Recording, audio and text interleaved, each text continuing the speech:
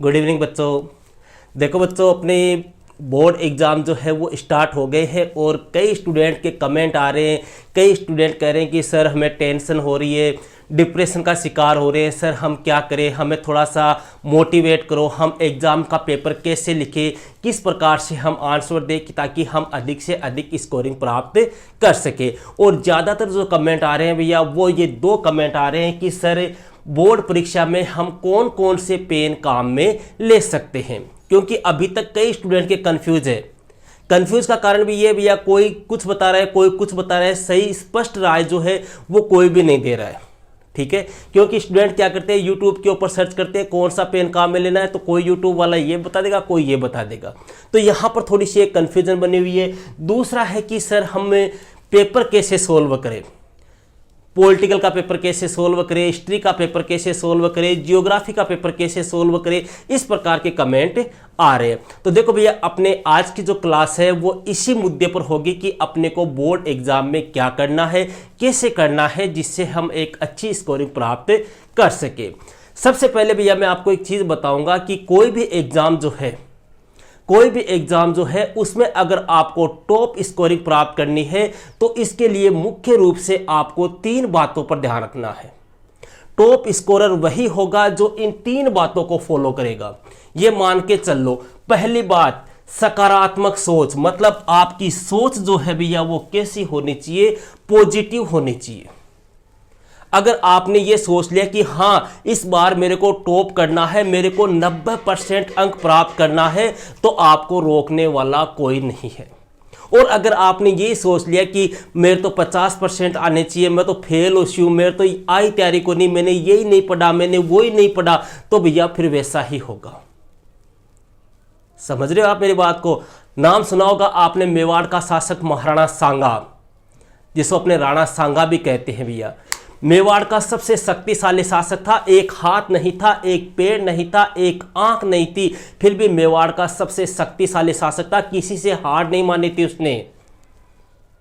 अपने जीवन की अंतिम लड़ाई जो हुई थी खानवा का युद्ध बाबर के साथ में, उसमें उसकी हार हुई थी, और हार भी नहीं हुई थी, वह घायल हो गया था। घायल होने के दौरान उसको खानवा के युद्ध से बाहर ले जाया गया।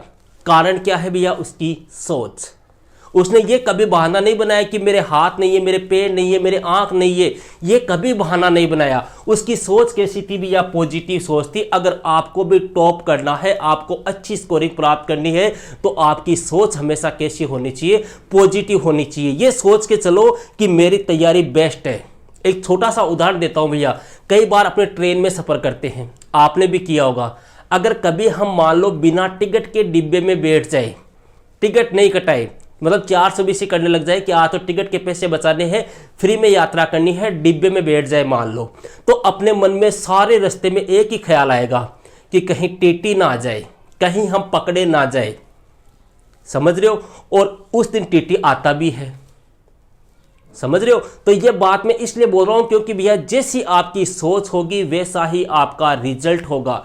ये मान के चलो। तो सबसे पहला काम अपने को क्या करना है? अपनी सोच को पॉजिटिव बनाना है। अपने को ये सोच के चलना है कि मेरी तैयारी बहुत अच्छी है, मैंने जितना पढ़ा है उतना किसी ने नहीं पढ़ा है। एकदम फ्रेश माइंड से आपको एग्जाम सेंटर में जाना है। सेकेंड बात भैया, कठिन परिश्रम या तैयारी, जो मेरे ख्याल से लगभग स्टूडेंट ने की है।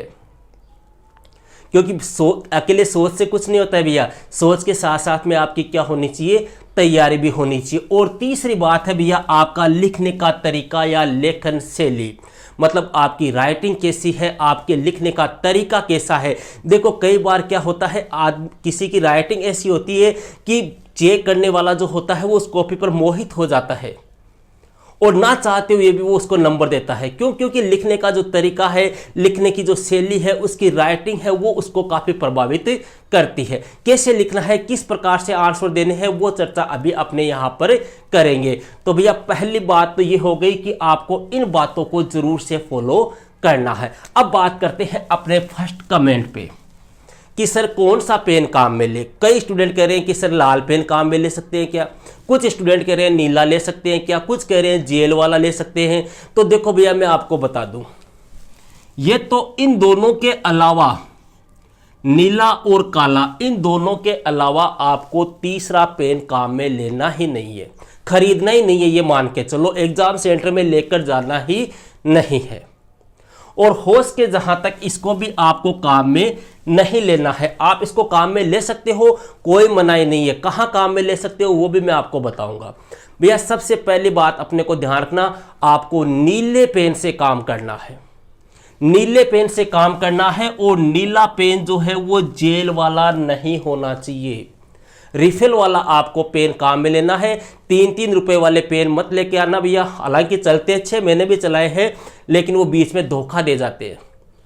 10 रुपए 15 रुपए के अच्छे से 2 पेन आपको खरीदने हैं, रिफिल वाले पेन खरीदने हैं, जेल वाला पेन आपको काम में नहीं लेना है। अब बात करें ब्लैक पेन, सर काम में ले सकते हैं क्या? ले सकते हो, ब्लैक पेन आप काम में ले सकते हो, लेकिन ओनली ब्लैक पेन का यूज आपको कहां करना है? हेडिंग लगाने के लिए। आप हेडिंग लगाने के लिए ब्लैक पेन काम में ले सकते हो, इसके अलावा आपको ब्लैक पेन का और कहीं भी प्रयोग नहीं करना है।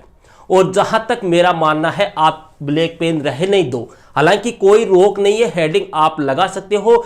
पीछे की जितनी भी बोर्ड एग्जाम हुई है उनकी कॉपियां आप उठा के देख लो, 2019 का जो पेपर हुआ था उसकी बोर्ड एग्जाम की कॉपी टॉपर्स की उठा के देख लो, उसने ब्लैक पेन से हेडिंग्स लगाई है। समझ रहे हो आप? तो ब्लैक पेन से आप हेडिंग लगा सकते हो, हेडिंग को आप अंडरलाइन कर सकते हो अगर आपकी इच्छा हो तो, वरना मेरे ख्याल से आप पूरा काम जो है वो किससे करो? नीले पेन से करो बस। और बाकी आपको कोई अदर पेन काम में नहीं लेना है।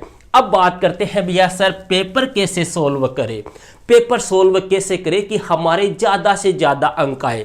देखो भैया, ये आपकी कॉपी हो गई, ठीक है, ये आपकी क्या हो गई?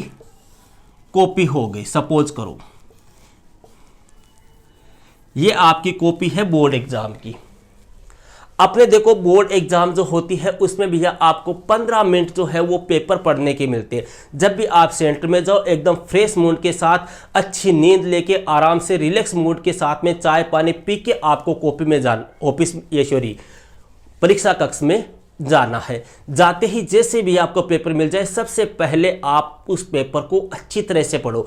पेपर के ऊपर आपको निर्देश दिए हुए होंगे, कॉपी के ऊपर कुछ निर्देश लिखे होंगे, उन निर्देशों को आपको ध्यान से अच्छी तरह से पढ़ना है, ठीक है। पढ़ने के बाद भैया अपने को पेपर स्टार्ट करना है। सबसे पहले जो क्वेश्चन आते हैं अपने, वो आते हैं एबेसेड वाले। जैसे मैं पॉलिटिकल की बात करूं या मैं हिस्ट्री की बात करूं, तो जो पहला क्वेश्चन आएगा भैया प्रश्न नंबर 1, उसमें कितने क्वेश्चन आएंगे? 12 क्वेश्चन आएंगे। और उसमें से आपको कौन से क्वेश्चन होंगे? एबेसेड वाले क्वेश्चन होंगे, वस्तुनिष्ठ क्वेश्चन होंगे। इनके आंसर कैसे देना है भैया? यहां पे लगाओ प्रश्न नंबर 1। देखो कई स्टूडेंट डायरेक्ट ऐसे लगा देते हैं, ऐसा नहीं करना है, ठीक है। आपको पूरा तरीका, एक सिस्टम जो है उस सिस्टम के साथ में आपको काम करना है। प्रश्न नंबर 1, ठीक है। अब उसका पहला क्वेश्चन है, जैसे मान लो पहला क्वेश्चन, तो पहले क्वेश्चन का आंसर आपको लिखना है, यहां पे लिखो भैया, यहां पे नहीं लिखना है आपको, ठीक है। इस हाशिए को आप खाली छोड़ दो, यहां पे नंबर 1 लगा के लिखो आप। जैसे मान लो पहला क्वेश्चन है कि भारत की, सपोज कर लो पहला क्वेश्चन आ गया कि क्यूबा मिसाइल संकट कब हुआ, ठीक है। क्वेश्चन आ गया क्यूबा मिसाइल संकट कब हुआ। ऑप्शन दे दिए भैया उसने, एम में 1962, बी में 1963, सी में 1964 और द में 1965, ये ऑप्शन आ गए। अब अपने को पता है क्यूबा मिसाइल संकट साहब 1962 में हुआ था, ऐसे ही है, तो यहां पे ए लिख दिया, ठीक है। यहां पे आपको छोड़ना नहीं है, ए तो आपने लिखा ही है भैया, लेकिन ए के साथ ही साथ में आपको यहां पे 1962 भी जरूर से लिखना है। यह बात आपको अच्छी तरह से ध्यान रखनी है। कई स्टूडेंट क्या करते हैं, पहले में ए, दूसरे में बे, तीसरे में द, चौथे में ए, पांचवे में ए, इस प्रकार से करते हैं। ऐसा आपको नहीं करना है। देखो मैं वो बातें बता रहा हूं जो आपको टॉप स्कोरर बना सकती है, समझ रहे हो। तो इस प्रकार से आपको सारे आंसर करने हैं। इसके बाद में चाहो तो आप एक लाइन खाली छोड़ सकते हो, अच्छा साफ दर्शाने के लिए। और एक चीज और ध्यान रखना भैया, स्टार्टिंग का जो आप काम करो ना, तो तो उसमें खंड दिए हुए आते हैं, पेपर में खंड आएंगे अपने, खंड ए, खंड ब, खंड स, खंड द। तो यहाँ पे खंड जरूर से लगा देना, खंड ए, फिर खंड ब, सोल्व करो तो खंड ब, फिर खंड स। ठीक है, इस प्रकार से आपको करना है। कोई जरूरी नहीं है पहले आप कोई सा भी खंड कर सकते हो, ठीक है, लेकिन जहां तक मेरा मानना है सबसे पहले आपको छोटे क्वेश्चन करने हैं। क्वेश्चन करते समय एक चीज ध्यान रखना, स्टार्टिंग का जो काम है उसकी आपकी राइटिंग बड़ी ही सुंदर और शालीन होनी चाहिए, साफ साफ अच्छे अच्छे अक्षरों में आपको लिखना है। क्योंकि देखो भैया, किसी ने कहा है कि first impression is last impression. आपकी जैसी स्टार्टिंग होगी वैसा ही आपकी एंडिंग होगी। अगर आपने स्टार्टिंग में घास काटना प्रारंभ कर दिया ना, तो लास्ट में चाहे आप कितना ही अच्छा लिखो, उस एग्जामिनर के माइंड में ये सेट हो जाएगा कि इसको कुछ भी नहीं आ रहा है, इसकी राइटिंग बकवास है, और वो उसी हिसाब से फिर आपकी नंबरिंग करेगा। इसलिए आपको स्टार्टिंग में काम जो है वो बड़ी ही सफाई के साथ में और अच्छी तरीके से करना है। इस प्रकार से पहला क्वेश्चन हो जाएगा भैया आपका, ठीक है। फिर सेकंड क्वेश्चन आता है अपने फिल इन द ब्लैंक्स वाला, रिक्त स्थानों की पूर्ति वाला। तो जैसे मान लो दूसरा क्वेश्चन आ गया, रिक्त स्थानों की पूर्ति कीजिए। उसमें भैया जो पहला है, जैसे मान लो अब पहले का मान लो क्वेश्चन है अपने, जैसे कोई भी क्वेश्चन मान लो, जैसे मान लो अपने आ गया क्वेश्चन है कि बर्नियर कहां से आया था। बर्नियर आपके डेस्क ऑप्शन आ गया, निवासी था। अब बर्नियर कहां का था भैया, अपने सबको पता है मोरको का था। तो यहां पे आपको पूरा क्वेश्चन लिखने की आवश्यकता नहीं है, ऐसे नहीं पूरा क्वेश्चन लिख दिया आपने, जैसे बर्नियर, फिर यहां पे रिक्त स्थान, फिर निवासी था, यहां पे फिर आप भर रहे हो। ऐसा करने की जरूरत नहीं है, आप डायरेक्ट यहां पर आंसर लिखो मोरको। समझ रहे हो। तीसरी बात करते हैं भैया, तीसरा जो क्वेश्चन आता है वो आता है अपने एक एक लाइन या एक एक शब्द वाला, ठीक है। छोटा क्वेश्चन है भैया, 1 नंबर का क्वेश्चन आएगा, उसमें भी आपको ज्यादा लाइन नहीं लिखनी है। 1 नंबर का क्वेश्चन है, मतलब एक लाइन में आपको उत्तर देना है, एक शब्द में उत्तर देना है, ठीक है। ये जरूर से आपको ध्यान रखना है, क्वेश्चन कितने अंक का है, अगला कितने शब्दों में उत्तर मांग रहा है, उतने ही शब्दों में आपको उत्तर देने हैं। ये जरूर से ध्यान रखना, जितने शब्दों में, जैसे मान लो अपने जो खंड ब स्टार्ट होता है अपने लघुत्तरात्मक प्रश्न वाला चौथे क्वेश्चन से, ठीक है, उसकी उत्तर सीमा जो आती है वो आती है भैया 50 शब्द। मतलब जो 2-2 अंक वाले क्वेश्चन आते हैं ना, उनकी उत्तर सीमा कितनी होती है, 50 शब्द। अब कई स्टूडेंट क्या करते हैं, जैसे क्वेश्चन आ गया शीत युद्ध क्या है, अब कई स्टूडेंट यहां से लिखना स्टार्ट करेंगे कॉपी में, वो लास्ट तो चले जाएंगे कि ये शीत युद्ध, इनके बीच में वार, ऐसे वार, ये कारण है, ये परिणाम, ये लो साहब। अरे 2 नंबर का क्वेश्चन है, अगला आपको ये कह रहा है 50 शब्दों में उत्तर दो, तो फिर क्यों कर रहे हो आप इतना आप कर दोगे तो बाकी पेपर तो रह गया आपका। समझ रहे हो। तो आपको जरूर से ये ध्यान रखना है, 50 शब्द का मतलब हो गया भैया 50 है ना, ये बिंदे उठा दो, कितने बच गए, 5 बच गए। इसमें आप 1-2 लाइन और जोड़ दो, मतलब 5 से 7 लाइन में उत्तर देना है, बस इतना ध्यान रख लो।